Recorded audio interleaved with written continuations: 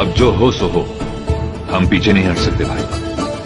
हम पूरे आलम इस्लाम की खातिर कर रहे हैं ये काम। ये तालिया नामी औरत का जिंदा रहना हम सब की जानों से ज्यादा है।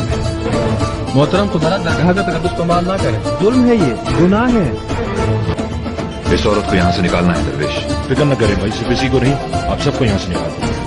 आप नहीं चल रहे हमारे साथ।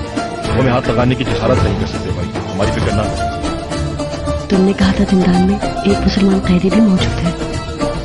तरह तो एक नामी एक घटिया इंसान यहाँ किस काम से आया है? बाकायदा तकरीब से पहले ही अलीमा सुल्तान को अपने निकाह में लेने का फैसला किया है मैंने। अमिया अली कदर, आप आपको कभी दिल से कबूल नहीं करेंगे। उन्हें किसी और से इश्क है।